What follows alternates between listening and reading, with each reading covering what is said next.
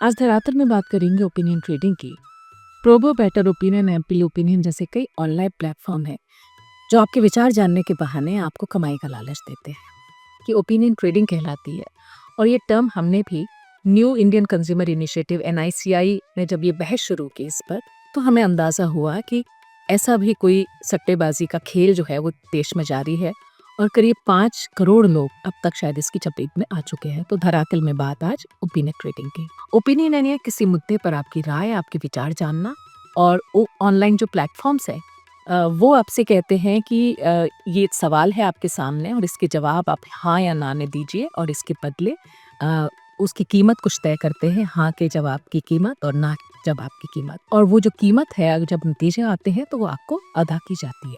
जैसे कोई मैच होने वाला है तो मैच में कौन हारेगा, कौन जीतेगा, कौन कितने रन बनाएगा, ये सब बहुत आसानी से गैस करने वाले जो सवाल होते हैं वो आपसे पूछे जाते हैं और आप उसमें पैसा लगाते हैं, आप उसमें सट्टा लगाते हैं, दाव लगाते हैं।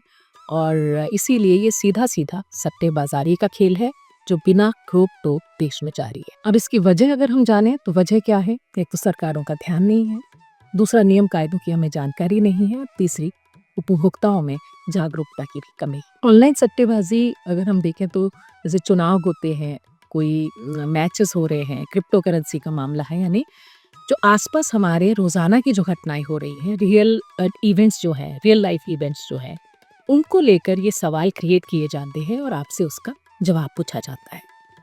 50 करोड़ के कारोबार की शक्ल जो है ये सट्टेबाजी, ऑनलाइन सट्टेबाजी ले चुकी है अब तक। और दुनिया की जो बहुत आसान सी जो घटनाएं हैं उसी को लेकर ये सवाल होते हैं। आप देखिएगा कि बहुत कोई कॉम्प्लेक्स सवाल नहीं होते हैं, कॉम्प्लेक्स घटनाओं पर आपसे कोई एनालिसिस या उस तरह की जानकारी की अपेक्षा आपसे नहीं होती है। और ये सब कुछ इसीलिए जानबूझकर किया जाता है। ऑनलाइन जो गेमिंग है देश में वो तो जायज़ है, कानून भी है उसके लिए। पब्लिक गैम्बलिंग एक्ट जो है 1867 का, वो भी गैम्बलिंग के लिए बना हुआ है। आपको भ्रामक जानकारी देकर अगर गलत दावे कर कर कोई सट्टेबाजी में फंसा रहा है तो वो तो अपराध की श्रेणी में आता है। और जिस ओपिनियन ट्रेडिंग की हम बात कर रहे हैं, व्यापार नहीं है वो। आप व्यापार नहीं कर रहे हैं कोई सवाल का जवाब हाँ या ना में देकर, और ना वो इन्वेस्टमेंट है, कोई निवेश भी नहीं है वो। क्योंकि निवेश और ट्रेडिंग, इन्वेस्टमेंट और ट्रेडिंग जो है वो एक स्किल की ज़रूरत होती है उसमें। वो एक कॉम्प्लेक्स अफेयर है जिसके लिए मार्केट का एनालिसिस होता है, डेटा होता है, उसके आधार पर आप आकलन करते हैं, आप परखते हैं, आप ट्रेंड जो है उसका एनालिसिस करते हैं। ट्रेडिंग जो है और इन्वेस्टमेंट जो है वो बहुत एक स्किल बेस्ड जो है वो एक्टिविटी है।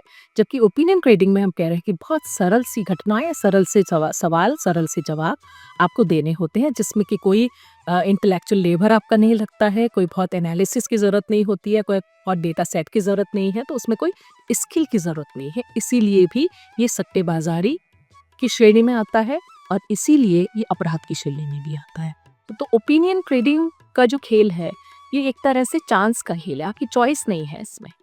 चांस है, प्योर चांस। जैसे आप सिक्का उछालकर आप कोई फैसला करते हैं, उसी तरह से ओपिनियन ट्रेडिंग में आप फैसला लेते हैं, जिसमें कि कोई कॉम्प्लेक्सिटी नहीं है। बहुत सरल एक तरह से उस पूरी प्रक्रिया में आपको ले जाने की जो पूरी प्रक्रिया है वो बहुत सरल और सीधी सादी सी होती है। और ये सवाल सिर्फ मज़े के लिए, सिर्फ पैसा कमाने के लिए होते हैं। और भारतीय न्याय संहिता की धारा 112 में ये अपराध की श्रेणी में आते हैं। ASCI जो है, advertising standard council of India, तो एक प्रक्रिया उसमें भी बनी हुई है कि अगर आप गलत जानकारी देते हैं, गलत चीज़ों का प्रचार प्रसार करते हैं, गलत दावे करते हैं, अनफेयर कंपटीशन का जो है उसमें आप जाते हैं, तो वो भी प्रतिबंधित है हमारे देश में। इसके अलावा IT के जो रूल्स बने हुए हैं, IT के रूल्स जो हैं, क्योंकि देश में बहुत सारी डिजिटल एक्टिविटीज़ इस तरह की चल रही हैं कि बहुत संशय होता है कि कहीं गलत कोई फ्रॉड ना हो जाए, कोई अपराध ना हो जाए, कोई हमारे साथ में कोई चीटिंग ना हो जाए। तो उसी को लेकर या मिस इन्फॉर्मेशन की जो बात आती है वो भी एक बड़ी समस्या है। तो IT के रूल्स जो है उसका सेक्शन 4A3, उसमें जो ऑनलाइन प्लेटफॉर्म्स हैं उसको भी एक तरह से जवाबदेह बनाया गया है। और उपभोक्ता को अगर वो गलत जानकारी देते हैं तो उन पर कानूनी कार्रवाई करने का प्रावधान IT रूल्स में भी है। सेबी जो है उसने भी जो फाइनेंशियल इन्फ्लुएंसर्स होते हैं, फाइनेंशियल एडवाइस देने वाली जो प्लेटफॉर्म्स हैं या लोग हैं, उन्हें रजिस्टर करने की प्रक्रिया बनाई हुई है, जिन्हें वो फिन्फ्लुएंसर्स कहते हैं, फाइनेंशियल इन्फ्लुएंसर्स कहते हैं।